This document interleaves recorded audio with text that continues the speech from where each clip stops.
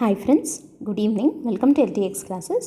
ఈరోజు మనం ఈ వీడియోలో రీసెంట్గా జరిగినటువంటి యూపీఎస్సీ సివిల్ సర్వీసెస్ ప్రిలిమినరీ ఎగ్జామినేషన్లో హిస్టరీ పార్ట్ అంటే హిస్టరీ ఎంసీక్యూస్ని ఒకసారి అనలైజ్ చేద్దాము. సో ఎలా వచ్చాయి, వాటికి కరెక్ట్ ఆన్సర్కి ఏంటి, ఆ కాంటెక్స్లో మనము నెక్స్ట్ టైం 2025 ప్రిలిమ్స్కి అటెంప్ట్ చేసే వాళ్ళైతే మనం ఏ విధంగా దీన్ని చూడాల్సి ఉంటుంది, అంటే లైక్ ఎట్లా అడుగుతున్నారు అని చెప్పి మనం తెలుసుకోవచ్చు అనేది డిస్కస్ చేద్దాం. ఓకేనా? Before going to start the session today, ఒక important announcement from LTX classes ఏంటంటే UPSC general studies prelims cum mains course start చేయడం జరిగింది. కొత్త బ్యాచెస్ స్టార్ట్ చేయబోతున్నారు. July 1 నుండి కొత్త బ్యాచెస్ స్టార్ట్ అవుతున్నాయి. సో దీని యాక్చువల్గా ఫీజు వచ్చేసి 45,000 రూపీస్ అనమాట.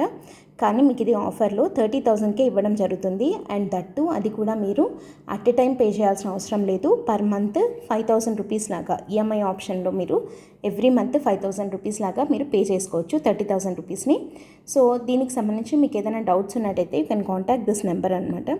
అండ్ ఈ కోర్స్ వచ్చేసి మీకు లైఫ్ టైం వ్యాలిడిటీ తోటి ఇవ్వడం జరుగుతుంది. అంటే మీరు ఒక్కసారి ఫీ పే చేసినట్టయితే for any number of UPSC attempts మీరు ఈ కోర్స్ని యూస్ చేసుకోవచ్చు. ఓకేనా? అండ్ ఈ తగ్గించిన ఫీజు ఏదైతే ఉందో ఇది వ్యాలిడ్ టిల్ 30th June, ఈ మంత్ ఎండింగ్ వరకు మాత్రమే వ్యాలిడ్ ఉంది.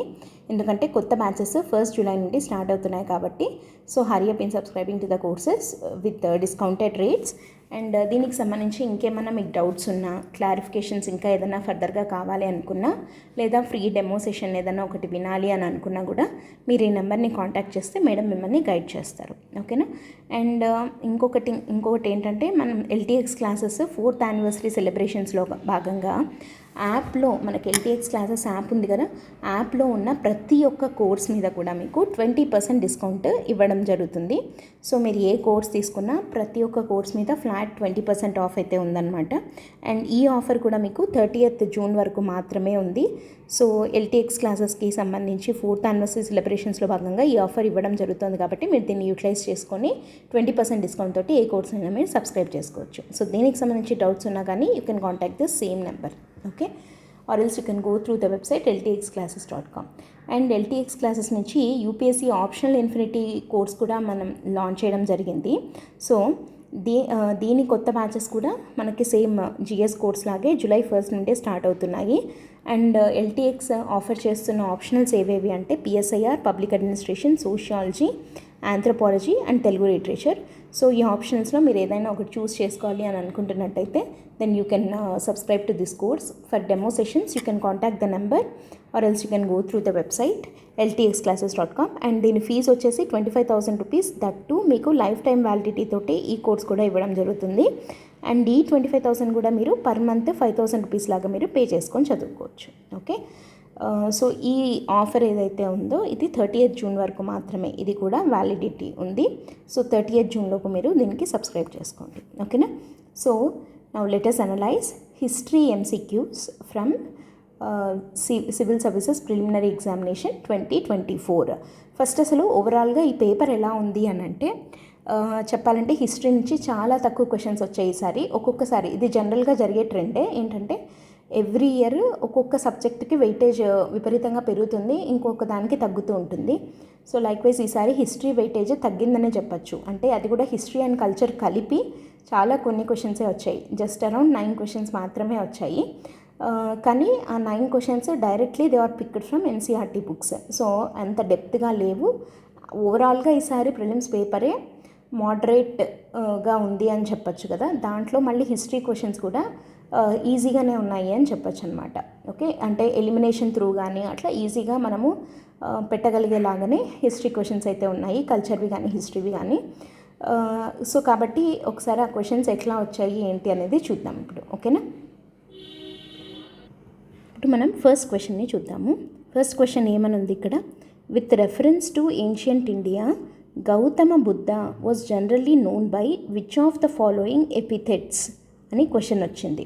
సో ఇక్కడ క్వశ్చన్ ఏమని అడుగుతున్నారు, ఏన్షియంట్ ఇండియా ప్రకారము గౌతమ బుద్ధాని ఈ క్రింది వాటిల్లో ఏవి గౌతమ బుద్ధ యొక్క ఎపిథెట్స్ అని అడుగుతున్నారు. సో ఫస్ట్ ఆఫ్ ఆల్ మనకి ఎపిథెట్స్ అంటే ఏంటి అనేది తెలియాలి కదా. ఎపిథెట్స్ అనేది ఏంటి అంటే ఒక అడ్జెక్టివ్ లాంటిదన్నమాట. Okay, it's a kind of adjective. అంటే ఏదన్నా డిస్క్రైబ్ చేయడానికి అట్లా వాడేదాన్ని ఏమంటాం మనం, అడ్జెక్టివ్ అంటాం కదా. సో దాన్ని ఎపిథెట్ అంటారు. అంటే ఇదొక బై నేమ్ లాంటిది. By name in the sense for example ఎలా చెప్పచ్చు అంటే ఇప్పుడు Ashoka the great, Alexander the great అట్లా అంటారు కదా. అంటే ద గ్రేట్ అని ఏదైతే ఉందో అది పేరుతో కలిపి అనేస్తాం కదా. సో అట్లాంటిది ఇప్పుడు ఛత్రపతి శివాజీ అట్లా అంటారు కదా. సో అట్లా అంటే బై నేమ్ అంటే పేరుతో పాటి వచ్చేది ఏంటి అంటే ఎపిథెట్ అనమాట. సో అట్లా క్రింది వాటిల్లో గౌతమ బుద్ధ యొక్క ఎపిథెట్ ఏది? With reference to the ancient India, Gautam Buddha was generally known by which of the following epithets అని అడుగుతున్నారు. Select the correct answer code using the code given below అని ఇచ్చారు. సో ఏమేమి ఇచ్చారు ఎపిథెట్స్ ఇక్కడ? ఫస్ట్ వన్ వచ్చేసి నాయపుత్త, రెండోది వచ్చేసి సాక్యముని, మూడోది వచ్చేసి తథాగత. సో ఈ మూడిట్లో గౌతమ్ బుద్ధ యొక్క ఎపిథెట్స్ ఏంటి అని.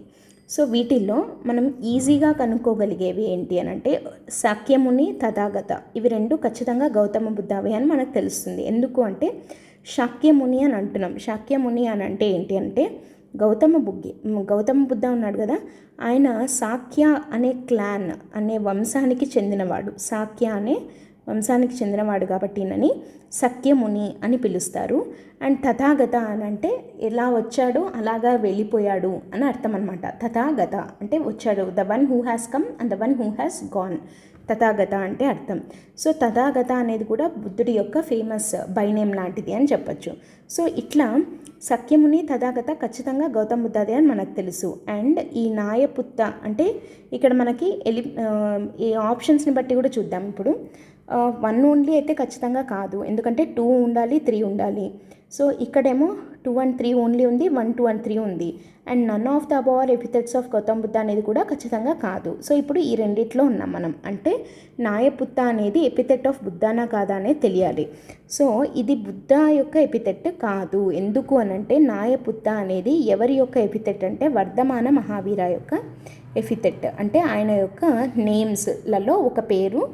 అంటే మనకి early Jain and Buddhist literature ప్రకారము మహావీరాన్ని ఇంకేమేం పేర్లతో పిలుస్తారు అంటే నాయపుత్త అని, ముని అని, శ్రమణ అని, నిగ్రంథ అని, బ్రాహ్మణ్ అని, భాగవాన్ అని, తర్వాత ఇంకేమని పిలుస్తారు తీర్థంకర అని చెప్పి, కల్పసూత్రాస్ ప్రకారం ఈయనను మహావీర అంటారు. సో ఇట్లా రకరకాల పేర్లతోటి పిలుస్తుంటారు. యాక్చువల్గా ఆయన పేరేంటి వర్ధమాన కదా. వర్ధమాన అంటే ద వన్ హూ గ్రోస్ అంటే పెరుగుతూ ఉండేవాడు. వర్ధనం అంటే ఏంటి? పెరగడం. సో వర్ధమాన అంటే ద వన్ హూ గ్రోస్ అని అనమాట. సో ఎందుకు అనంటే ఆయన పుట్టిన టైంకి ఆయన కింగ్డమ్ అంత ప్రాస్పర్ అవుతూ ఉంది కాబట్టి ఆయనకు పెట్టిన పేరు బర్త్ నేమ్ ఏంటి అంటే వర్ధమాన. అయితే కల్పసూత్రాస్ ప్రకారం he was called as Mahavir అంటే ద గ్రేట్ హీరో అనమాట. ఓకే, కల్పసూత్రాస్ ఆయనకు పెట్టిన పేరు మహావీర. సో రెండు కలిపితే వర్ధమాన మహావీర.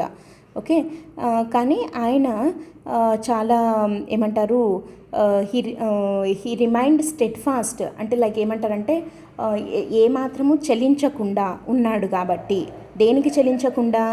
భయాలను, తర్వాత డేంజర్స్ని, తర్వాత కష్టాలను, ఎన్ని కెలామిటీస్ వచ్చినా అన్నిటినీ తట్టుకొని ఒక స్థితప్రజ్ఞత అంటారు కదా, ఏమాత్రం చలించకుండా ఉండడం. సో అట్లాంటి స్టేజ్కి చేరుకున్నాడు కాబట్టి ఆయన ఏమంటారు? తీర్థంకరుడు అని అంటారనమాట. సో వర్ధమాన మహావీర అన్న, తీర్థంకర అన్న, మహావీర అన్న, నాయపుత్త అన్న, ముని అన్న, శ్రమణ అన్న, నిగ్రంథ అన్న, బ్రాహ్మణ అన్న, భగవాన్ అన్న ఇవన్నీ కూడా వర్ధమాన మహావీరకున్న పేర్లే. So epithet of Gautam Buddha అంటే నాయపుత్త అనుంది. 1 is wrong because it is the epithet of Vardhamana Mahavira. Okay, so ఇది 1 తప్పు. సో 1 తప్పు కాబట్టి ఆన్సర్ ఏమవుతుంది? B. 2 and 3 only is the correct answer for this question. Okay, let us move on to the second one. Second question చాలా డిఫరెంట్గా అడిగారు. చూడండి ఏం అడిగారు? Consider the following state information. ఏంటి ఇన్ఫర్మేషన్ ఇచ్చారు? ఒక ఆర్కియలాజికల్ సైట్ ఇచ్చారు, అది ఉన్న స్టేట్ ఇచ్చారు, and it was famous for what అంటే దాని గురించిన ఒక డిస్క్రిప్షన్ సింపుల్గా ఇచ్చారు. సో ఈ 3 మనం చూసుకోవాలి. అంటే మూడిట్లో ఏ ఒకటి అంటే సైట్ స్టేట్ మ్యాచ్ అయ్యి దాని డిస్క్రిప్షన్ మ్యాచ్ అవ్వకపోయినా అది రాంగే. అండ్ సైట్ డిస్క్రిప్షన్ మ్యాచ్ అయ్యి స్టేట్ మ్యాచ్ అవ్వకపోయినా రాంగే. స్టేట్ డిస్క్రిప్షన్ మ్యాచ్ అయ్యి సైట్ మ్యాచ్ కాకపోయినా కూడా అది మొత్తం రాంగే అవుతుంది.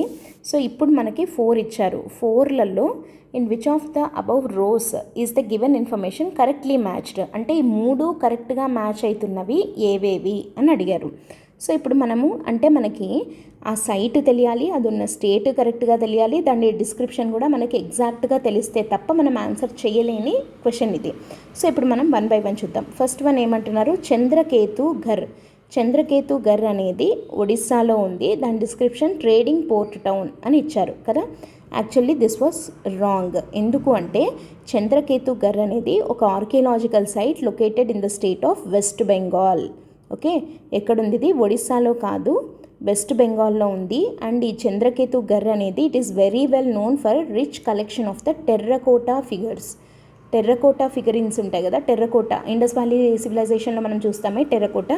సో అట్లాంటి టెర్రకోటా ఫిగరిన్స్కి ఈ చంద్రకేతు ఘర్ అనేది వెరీ వెరీ ఫేమస్.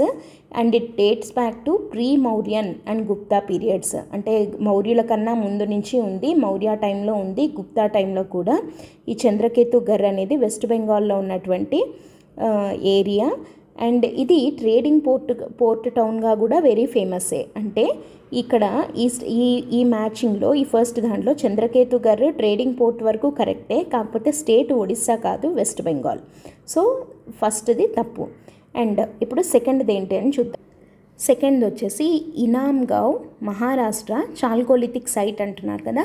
ఇది ఎగ్జాక్ట్లీ కరెక్ట్. బికాస్ ఇనామ్గావ్ అనేది ఏంటి అని అంటే మహారాష్ట్రలోని పూణే డిస్ట్రిక్ట్కి సంబంధించిన ఒక ఆర్కియలాజికల్ సైట్ అనమాట. అండ్ ఇది మోస్ట్ ఇంపార్టెంట్ సౌత్ ఏషియాలోనే ప్రీ హిస్టారిక్ సైట్స్. అంటే మనకి ఇండస్ వ్యాలీ కన్నా ముందు ప్రీ హిస్టారిక్ ఏజ్ అంటే ఏమేమంటాం మనము, పాలియోలిథిక్, మెసోలిథిక్, నియోలిథిక్, చాల్కోలిథిక్ అని ఉన్నాయి కదా. సో వాటిల్లో సౌత్ ఏషియాలోనే అత్యంత ఇంపార్టెంట్ అయిన ఒక ప్రీ హిస్టారిక్ సైట్ అనమాట ఈ ఇనామ్గావ్ అనేది. అండ్ ఈ సైట్ని మనకి హెచ్డి సంకాలియా అనే ఆయన, హెచ్డి సంకాలియా అనే అతను 1950, 1960s ఆ టైంలో ఎక్స్కవేట్ చేయడం జరిగిందనమాట. దాని ద్వారా మనకి ఇది ఒక సైట్ మహారాష్ట్రలోని పుణేలో ఉంది అని తెలిసింది. And it reveals valuable insights in to the chalcolithic ఏరా ఆఫ్ ఇండియా. సో చాల్కోలిథిక్ పీరియడ్లో ఇండియా ఎలా ఉన్నింది అనేది మనకి ఈ సైట్లో జరిగిన ఎక్స్కవేషన్స్ ద్వారా తెలుస్తుంది. సో ఇనామ్గావ్ మహారాష్ట్ర కరెక్టే, పూణే డిస్ట్రిక్ట్ ఆఫ్ మహారాష్ట్రలో ఉంది. అండ్ ఇది ఒక చాల్కోలిథిక్ సైట్ అనేది కూడా కరెక్టే. అండ్ ఇక్కడ ఎక్స్కవేషన్స్ జరిపిండేది ఎవరు అంటే హెచ్డి సంకాలియా అనే person. In 1950s and 60s ఆ టైంలో జరిగిన ఎక్స్కవేషన్స్లో ఈ సైట్ బయటపడిందనమాట. సో ఈ సెకండ్ మ్యాచింగ్ అనేది పర్ఫెక్ట్గా correct. And next third one చూద్దాం. మాంగాడు కేరళ మెగాలిథిక్ సైట్ అని ఉంది కదా, ఇది ఎగ్జాక్ట్లీ కరెక్ట్ అనమాట.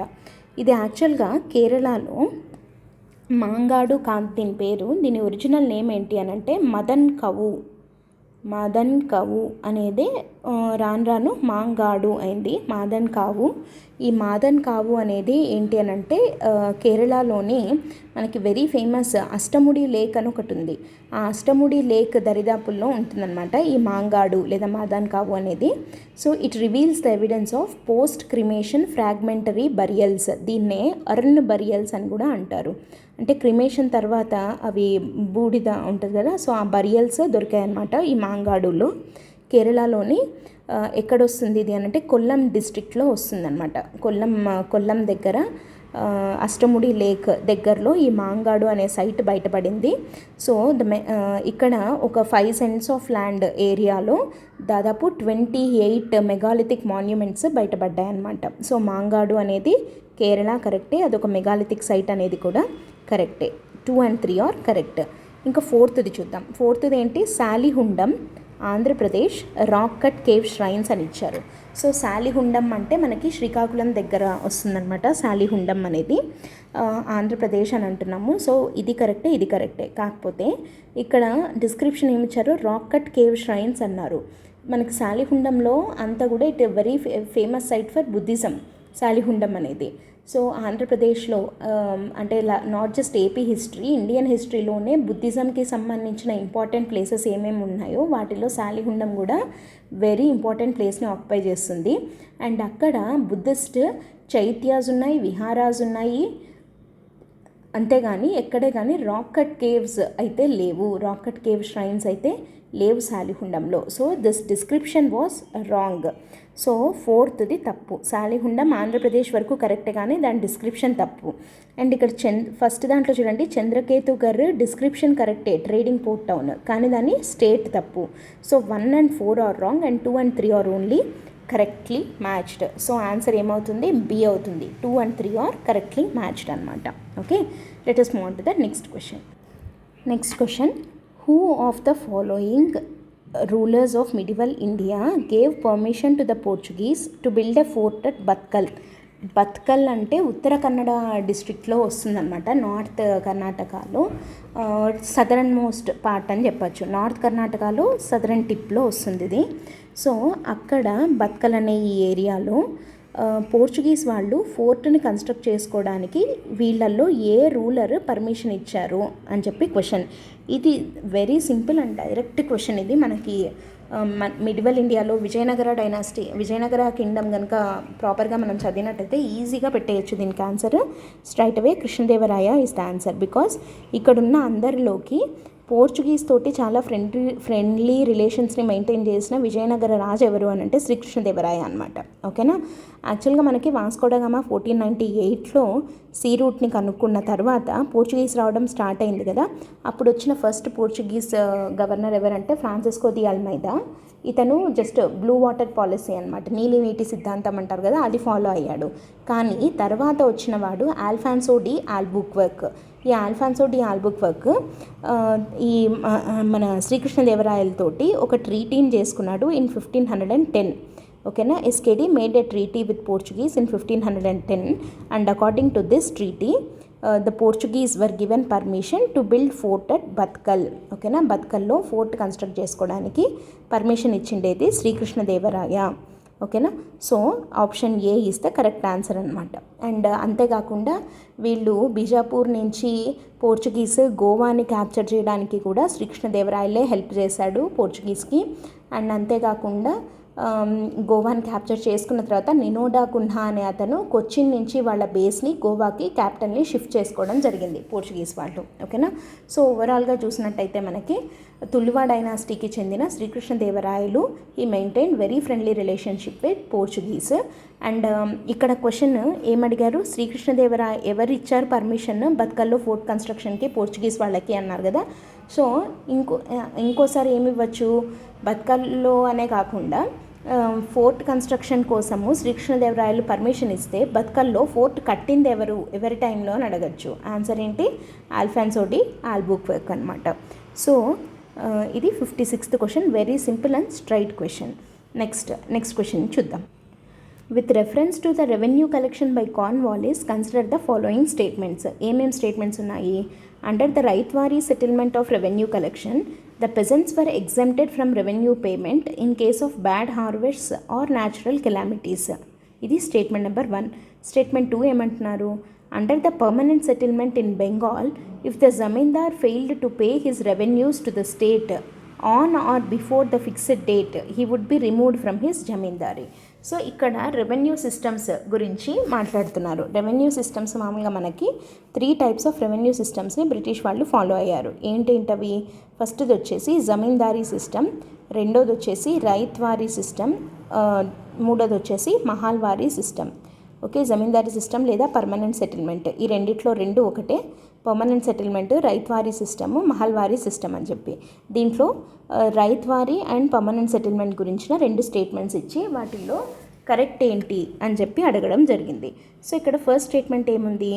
రైత్వారీ సెటిల్మెంట్ ప్రకారము రైత్వారీకి పర్మనెంట్ సెటిల్మెంట్కి మధ్య డిఫరెన్స్ ఏంటి అంటే, సింపుల్ డిఫరెన్స్ చెప్పాలి అని అంటే, రైత్వారీ సిస్టంలో the farmers will be given the rights over their land. వాళ్ళ భూమి మీద భూమి హక్కు ఎవరికి ఉంటుంది? రైతుల పేరు మీదే హక్కులు ఉంటాయి. అంటే వాళ్ళు ఆ భూమిని ఎవరికైనా అమ్ముకోవచ్చు, లేదా భూమిని ఇంకొకరి దగ్గర నుంచి కొనుక్కోవచ్చు, లేదా మార్ట్గేజ్ తాకట్టు పెట్టుకోవచ్చు, ఎవరి పేరు మీదకైనా ఆ భూమిని మార్చి రాయొచ్చు.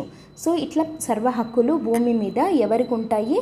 రైతులకు ఉంటాయి in ryotwari system. Whereas in permanent settlement అంటే జమీందార్స్ ఉంటారు. ఈ జమీందార్స్ అనే వాళ్ళు ఏంటి, ఇంకోటి పర్మనెంట్ సెటిల్మెంట్కి రైతువారికి ఉండే ఇంకో డిఫరెన్స్ ఏంటి అంటే, రైతువారీలో కంపెనీకి రైతులకి మధ్య ఎవరు ఉండరన్నమాట. అంటే డైరెక్ట్గా ఈస్ట్ ఇండియా కంపెనీ అఫీషియల్సే they collect revenue directly from the farmers. అంటే వాళ్ళకి వీళ్ళకి మధ్యలో ఎవరు ఉండరు. వేరాజ్ ఇన్ పర్మనెంట్ సెటిల్మెంట్ అంటే ఇట్లా ఉంటుందనుకోండి, ఇక్కడ ఫార్మర్స్ ఉన్నారు, వీళ్ళు ఈస్ట్ ఇండియా కంపెనీ అనుకుందాం. సో ఈ మధ్యలో జమీందార్స్ అనేవాళ్ళు వచ్చారు. వీళ్ళు ఏంటి అని అంటే, వీళ్ళు ఒక పేష్కుష్ అని చెప్పి ఒక అమౌంట్ ఉంటుంది. సో ఈ పేష్కుష్ అనేదాన్ని కంపెనీకి పే చేస్తారు. అండ్ ఈ అమౌంట్ని రెవెన్యూ రూపంలో ఫార్మర్స్ దగ్గర నుంచి ఈ జమీందారులు రాబట్టుకుంటారు. కాకపోతే దీంట్లో ఫార్మర్స్కి ఎట్లాంటి హక్కులు భూమి మీద ఉండవు. సర్వ హక్కులు ఎవరికి ఉంటాయి, జమీందారులకు ఉంటాయి. ఓకేనా, జమీందారులు అంటే ల్యాండ్ లార్డ్స్ అనమాట, వాళ్ళకే ఉంటాయి, జమీందారులకే ఉంటాయి. సో ఇప్పుడు ఈ రైతువారీ సిస్టమ్ కింద ఏమంటున్నారు, the peasants were exempted from revenue payment in case of bad harvest or natural calamities. అంటే ఏమైనా న్యాచురల్ కెలామిటీస్ లైక్ తుఫాన్లు కానీ, వరదలు కానీ, లేదంటే కరువు కానీ వచ్చి పంట సరిగ్గా పండకపోయినా, అట్లా బ్యాడ్ హార్వెస్ట్ అంటే పంట బాగా చేతికి రాని టైంలో they were exempted from revenue payment. వాళ్ళప్పుడు ట్యాక్స్ కట్టాల్సిన అవసరం లేదు under revenue under ryotwari settlement అని అంటున్నారు. ఇది ఫస్ట్ స్టేట్మెంట్. ఇది అబ్సల్యూట్లీ ఫాల్స్. ఎందుకంటే అట్లాంటి ఎగ్జంప్షన్స్ ఏమాత్రము ఇవ్వలేదు. అది కరువు వచ్చినా, వరద వచ్చినా, పంట నాశనమైనా వాళ్ళకి సంబంధం లేదు. వాళ్ళు కట్టాలా అన్న రెవెన్యూని కట్టాల్సిందే. ఓకేనా, అంటే ఇక్కడ రైతువారీ సిస్టంలో ఏమైందంటే, పండిన పంట మీద కాకుండా ట్యాక్స్ని ఎంత ల్యాండ్ ఉంది అనే దాని మీద వేయడం జరిగిందనమాట. సో అదొక డ్రాబ్యాక్. అండ్ ఇట్లాంటి ఎగ్జామ్షన్స్ ఏమీ ఇవ్వలేదు రైతువారీ సెటిల్మెంట్లో. So statement 1 is absolutely false. And second statement చూద్దాం.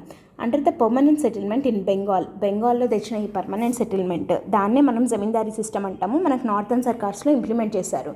ఎక్కడైతే జమీందారులు పవర్ఫుల్గా ఉన్నారో అక్కడ జమీందారీ సిస్టమ్ని పెట్టారు. రాయలసీమ జిల్లాల్లో రైతువారీ సెటిల్మెంట్ని తెచ్చారు. ఓకేనా, సో ఈ పర్మనెంట్ సెటిల్మెంట్ ఇన్ బెంగాల్లో ఒకవేళ జమీందార్ కనుక డ్యూ డేట్ లోపు ఏ రోజైతే కట్టాలో ఆ రోజు లోపు కనుక ఆ కట్టాల్సిన అమౌంట్ని, ఆ పేష్కుష్ ఏదైతే ఉందో అది కట్టలేకపోతే then he would be removed from his zamindari. అంటే ఇట్ ఈస్ అబ్సల్యూట్లీ కరెక్ట్. ఖచ్చితంగా అది కరెక్టే. ఒకవేళ అతను కట్టలేని పక్షంలో అతన్ని జమీందారుగా తొలగించడం జరుగుతుంది. ఓకేనా, so statement 1 is falls and 2 is correct. ఇంకోటి, ఎక్కువ మంది తప్పులు చేసేది ఏంటి అంటే, ఇక్కడ కరెక్ట్ ఇచ్చారా ఇన్కరెక్ట్ ఇచ్చారా చూసుకోకపోవడం. సో ఇక్కడ కొంచెం ఇట్లాంటి డేంజర్ చోట్ల కొంచెం జాగ్రత్తగా ఉండాలి. Statement 1 is false, 2 is correct అడిగారు కాబట్టి 2 only is the correct answer. ఓకేనా, next let us move on to the next question. Next question మనం ఒకసారి చూసినట్టయితే, consider the following statements. There are no parables in Upanishads. And second statement ఏమంటున్నారు, Upanishads were composed earlier than Puranas అని. And question ఏమి ఇచ్చారు, which of the statements given above are correct ఏది అని అడుగుతున్నారు. 1 only, 2 only, both 1 and 2, neither 1 not 2. So దీంట్లో correct ఏది అని అంటే, ఫస్ట్ ఆఫ్ ఆల్ ఇక్కడ ఒకసారి మనం కొంచెం జాగ్రత్తగా చూస్తే ఫస్ట్ స్టేట్మెంట్ చూడండి, there are no parables in Upanishads. ఇట్లాంటి ఎక్స్ట్రీమ్ స్టేట్మెంట్స్ ఎప్పుడైనా దాదాపు రాంగే అవుతాయి. అంటే దాదాపు, అంతేకాని ఖచ్చితంగా అని చెప్పలేము. బట్ ఇక్కడ స్టేట్మెంట్ 1 ఈజ్ రాంగ్ అనమాట. And Upanishads were composed earlier than Puranas. Upanishads అనేవి మనకి పురాణాస్ కన్నా చాలా పాతవి. Okay, and they're part of Vedas అంటాం కదా. సో కాబట్టి స్టేట్మెంట్ 2 ఈజ్ కరెక్ట్. ఉపనిషత్స్ అంటే టైం పీరియడ్ ఆఫ్ కంపైలేషన్ ఎగ్జాక్ట్గా తెలియకపోయినప్పటికీ పురాణాస్ కన్నా ఉపనిషత్స్ అనేవి పాతవి. అసలు ఉపనిషత్ అంటే ఏంటి అని అంటే, ఉపనిషత్ అంటే సిట్టింగ్ నియర్ ద ఎన్లైటెండ్. అంటే మనకి వేదాల్లో చెప్పిండేది మనం అర్థం చేసుకోవడం కష్టం కాబట్టి ఎవరికైతే అంత బాగా నాలెడ్జ్ తెలుసో, అంటే ఎన్లైటెండ్ పర్సన్ ఎవరైతే జ్ఞాని ఉంటాడో అతని దగ్గరగా కూర్చొని మనము నేర్చుకునేదాన్ని ఉపనిషత్ అని అంటాము. మనకు నియర్లీ 108 ఉపనిషత్స్ ఉన్నాయి. అండ్ పురాణాస్ విషయానికి వస్తే అష్టాదశ పురాణాలు అంటారు కదా. సో 18 పురాణాస్ ఉన్నాయన్నమాట. సో 108 ఉపనిషత్స్ ఏమేమి ఉన్నాయి, లైక్ వెరీ ఫేమస్వి అని అంటే బృహదారణ్యక ఉపనిషత్, మండూకోపనిషత్, కథోపనిషత్, ప్రశ్నోపనిషత్, కావ్యోపనిషత్, ఇట్లా రకరకాల ఉపనిషత్స్ ఉన్నాయి. అండ్ వీటిల్లో దెర్ ఆర్ నో పారబుల్స్ అన్నారు. పారబుల్స్ అంటే ఏంటి యాక్చువల్గా అంటే చిన్న చిన్న స్టోరీస్ లాగా అనమాట. అంటే మనకి ఏవైతే వేదాల్లో మనం ఇందాకే చెప్పుకున్నట్టు మనకు అర్థం కానివి ఏవైతే ఉన్నాయో అవి చిన్న చిన్న స్టోరీస్ రూపంలో మనకి అర్థమయ్యేలాగా దగ్గర కూర్చోబెట్టుకొని చెప్పడమే ఉపనిషత్ అంటే. దాని ఎసెన్సే అది, దాని మీనింగే అది, దాని పర్పసే అది. సో ఇక్కడ పారబుల్స్ లేకపోవడం అనేది తప్పు. అండ్ ఉపనిషత్స్లో మనకి చాలా మండుకోపనిషత్ ఇట్లాంటివి ఉన్నాయి కదా, వాటిలో చాలా ఫేమస్ స్టోరీస్ ఉన్నాయి. లైక్ 2 బర్డ్ స్టోరీస్ అని చెప్పి, రెండు పావురాల కథ అని ఒకటి ఉంది. తర్వాత శ్వేత్కేతు అనే ఒకతను అండ్ ఉద్దాలక, వాళ్ళ ఫాదర్ ఉద్దాలక అని ఉంటాడనమాట. సో ఉద్దాలక అనే ఫాదర్ ఇంకా శ్వేత్కేతు అనే సన్ మధ్య ఉండే ఒక కాన్వర్జేషన్ లాంటి ఒక స్టోరీ. సో అట్లాంటి కాన్వర్జేషన్స్ రూపంలో, స్టోరీస్ రూపంలో మనకి అర్థం కాని సబ్జెక్ట్ ఏదైతే ఉందో దాన్ని ఈజీగా చెప్పడమే ఉపనిషత్ యొక్క పర్పస్. సో స్టేట్మెంట్ 1 ఏమంటున్నారు, పారబుల్స్ లేవు ఉపనిషత్స్లో అనేది తప్పు. So only 2 is correct. Answer ఏంటి అని అంటే 2 ఓన్లీ కరెక్ట్ అనమాట. ఓకేనా, let us move on to the next question. ఇది కల్చర్ రిలేటెడ్ క్వశ్చన్.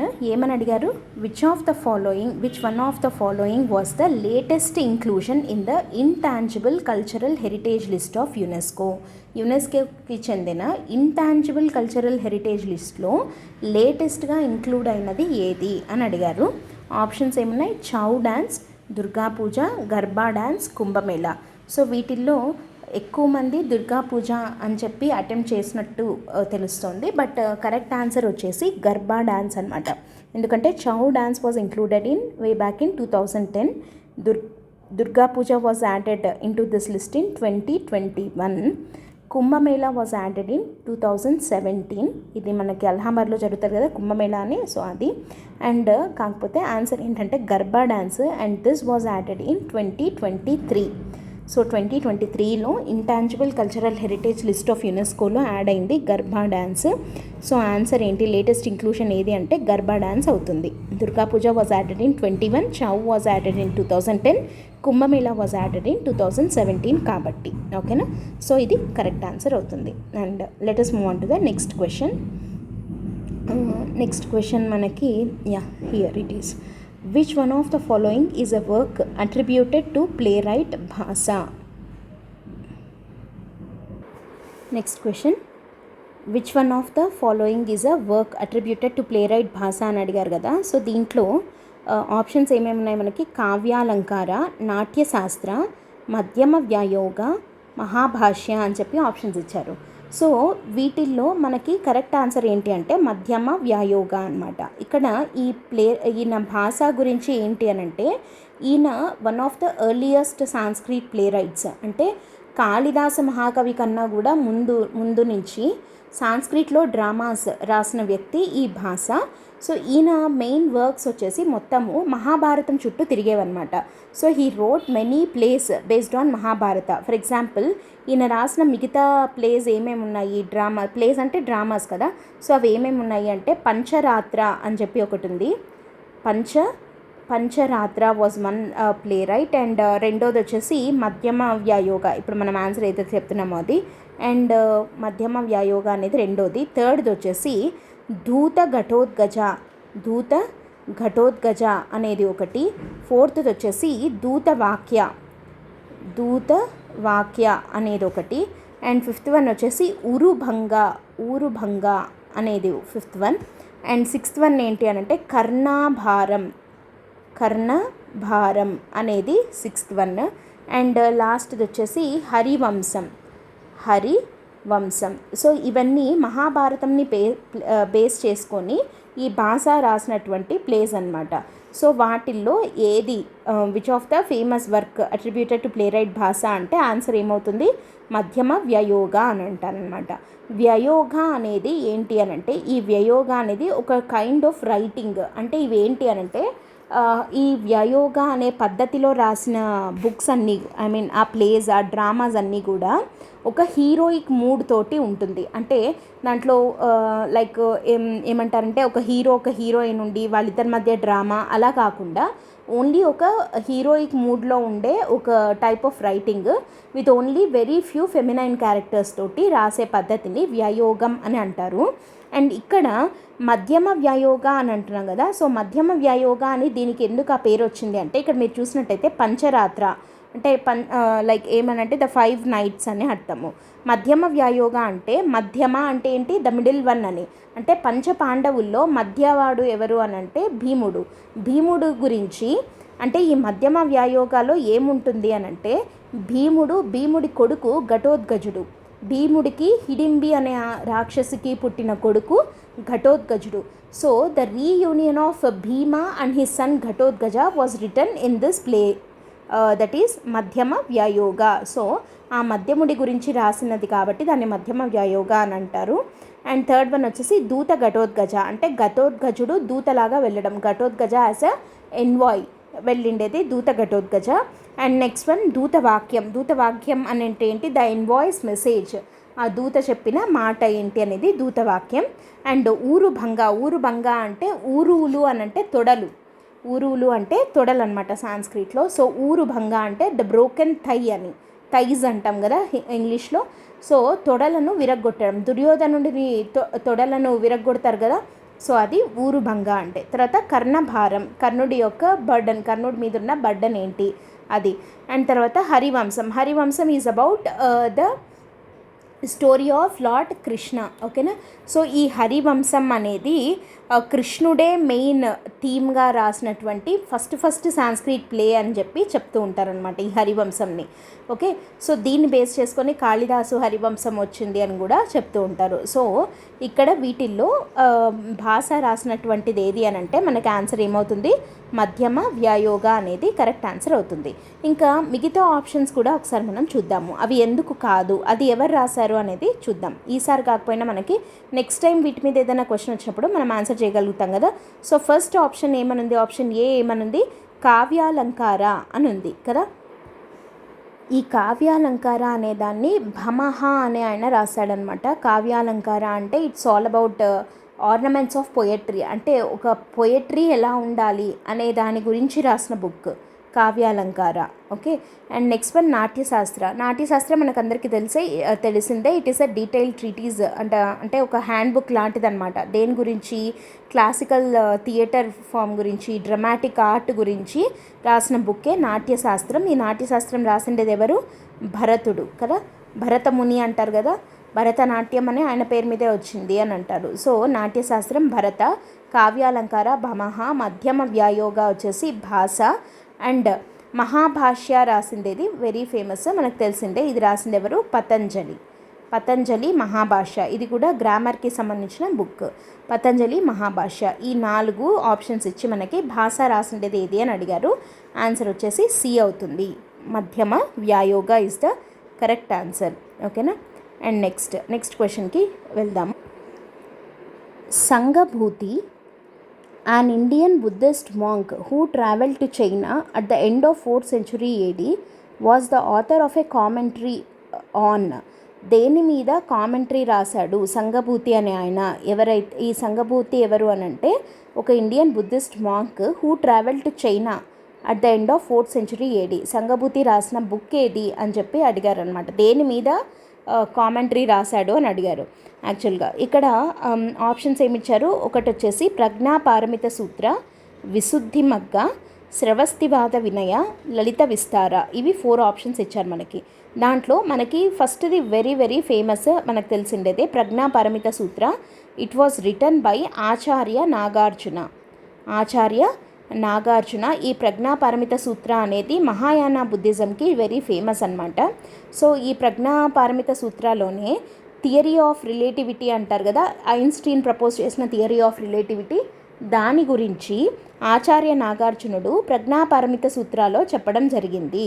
సో అందుకే ఆచార్య నాగార్జునని ఏమంటారంటే ఇండియన్ ఐన్స్టీన్ అని కూడా అంటారనమాట, ఓకే. సో ఈ ప్రజ్ఞాపారమిత సూత్ర అనేది Acharya Nagarjuna. So option 1 option A కాదు. నెక్స్ట్ది వచ్చేసి విశుద్ధి మగ్గ అంటే ఏంటి అని అంటే ఇది యాక్చువల్గా మగ్గ అంటే మార్గాకి ప్రాకృత్ వర్డ్ అనమాట. సో విశుద్ధి మగ్గ అని అంటే ద ప్యూర్ పాత్ అని, ఓకేనా. సో ఈ విశుద్ధి మగ్గ అనే దాన్ని రాసిండేది ఎవరు అని అంటే బుద్ధఘోష అనే ఆయన రాశాడనమాట. ఇది ఏంటి అని అంటే థేరవాద బుద్ధిజంకి వెరీ ఫేమస్ ఇది. So it is a great treaty on Buddhist practice and Theravada వాళ్ళకి వెరీ ఫేమస్.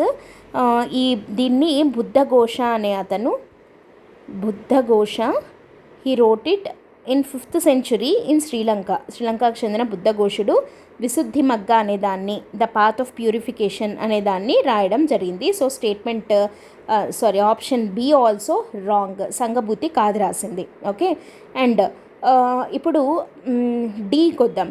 లలిత విస్తార అని ఉంది కదా, ఇది వెరీ వెరీ ఫేమస్ బుక్. ఈ లలిత విస్తార ఏంటి అని అంటే ఎంటైర్ బయోగ్రఫీ ఆఫ్ బుద్ధ ఉంటుంది. ఈ లలిత విస్తార అనే బుక్లో ఏముంటుంది, బుద్ధుడి యొక్క బయోగ్రఫీ, ఆయన చరిత్ర మొత్తం ఉంటుందన్నమాట.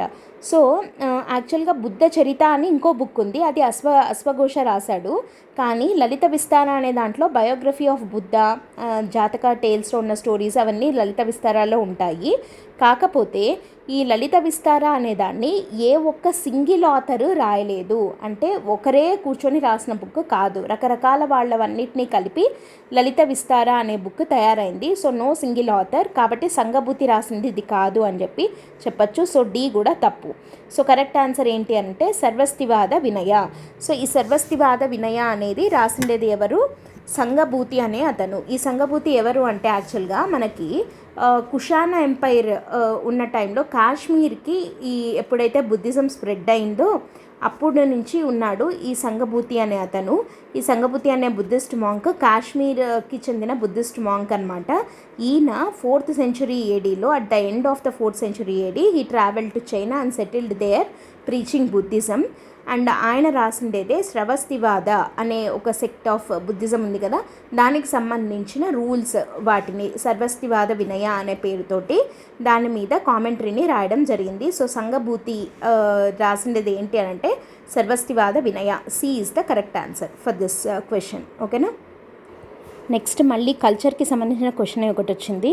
Consider the following properties included in the world heritage list released by UNESCO అని చెప్పి Santiniketan, Rani ki Vav, sacred ensembles of Hoysalas, Mahabodhi temple complex at Bodhgaya. యాక్చువల్గా ఇంతవరకు చూసి వదిలేస్తే మనకి all 4 కరెక్ట్ అవుతుంది, ఎందుకంటే 4 కూడా యునెస్కో వరల్డ్ హెరిటేజ్ లిస్ట్లో ఇంక్లూడ్ అయి ఉన్నవే. కానీ ఏమడిగారు, how many of the above properties were included in 2023లో ఇంక్లూడ్ అయినవేవి.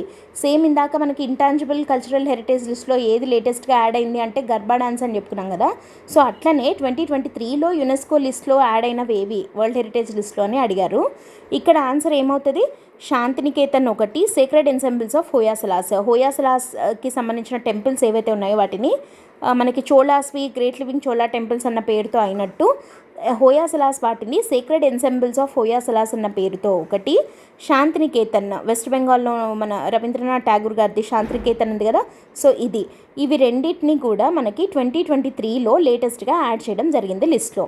అండ్ ఈ రాణి కీ వావ్ ఏదైతే ఉందో it was added in 2014 itself. అండ్ మహాబోధి టెంపుల్ బోధ్గయా ఈ టెంపుల్ కాంప్లెక్స్ ఏదైతే ఉందో దీన్ని 2002లోనే వరల్డ్ హెరిటేజ్ లిస్ట్లో యాడ్ చేయడం జరిగింది. సో 2 and 4 తప్పవుతాయి. 2023లో యాడ్ చేసినవి Santiniketan and Hoysalas sacred ensembles మాత్రమే. సో 1 and 3 ఓన్లీ, అంటే ఇవి రెండే 2023లో యాడ్ అయ్యాయి కాబట్టి ఓన్లీ 2 అనేది మనకి కరెక్ట్ ఆన్సర్ అవుతుందన్నమాట.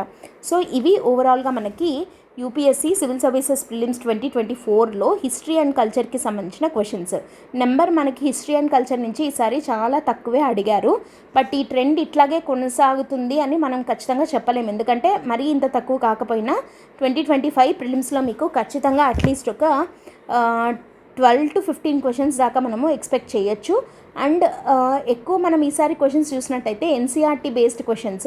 అండ్ కల్చర్లో కూడా మనకి ఎలా అడిగారు, కరెంట్ అఫైర్స్ తోటి లింక్ చేసి లేటెస్ట్గా యాడ్ అయినవేవి అట్లా అడిగారు. సో మనం హిస్టరీని కూడా కొంచెం డైనమిక్గా ప్రిపేర్ అవ్వాల్సిన అవసరం ఉంది అని చెప్పి ఈ పేపర్ ద్వారా తెలుస్తుంది. ఓవరాల్గా అయితే ఈసారి పేపర్ మోడరేట్గానే ఉంది అని చెప్పుకున్నాం కదా. సో ఆల్రెడీ మీరు 2024 అటెంప్ట్ ఇచ్చిన వాళ్ళు మంచి స్కోర్స్ వస్తున్నట్టయితే సీసాట్ క్లియర్ అవుతుంది అన్న కాన్ఫిడెన్స్తో ఉంటే మీరు ఇమీడియట్గా మెయిన్స్కి ఆన్సర్ రైటింగ్ ప్రాక్టీస్ చేయడం స్టార్ట్ చేసేసేయండి. ఎందుకంటే ఆన్సర్ రైటింగ్ మీరు స్పీడ్ అనేది పికప్ చేయాలి ఎగ్జామ్లో అని అంటే మనకు మంచి ప్రాక్టీస్ అనేది ఉండాలి బిఫోర్ ఎగ్జామ్. సో ఏదైనా టెస్ట్ సిరీస్ ప్రోగ్రాంలో కానివ్వండి, ఆన్సర్ రైటింగ్ ప్రోగ్రాంలో, లేదా మన ఎల్టీఎక్స్ క్లాసెస్లో మెంటర్షిప్ ప్రోగ్రాంలో కానివ్వండి మీరు జాయిన్ అయ్యి మీ ఆన్సర్స్ని ఇంప్రూవ్ చేసుకోండి, కరెక్షన్ చేయించుకోండి సీనియర్స్ చేత, ఇంకా పీర్స్ మీ ఫ్రెండ్స్ ఎవరైతే ఉంటారో వాళ్ళ చేత కరెక్షన్ చేయించుకుంటూ ఉండండి.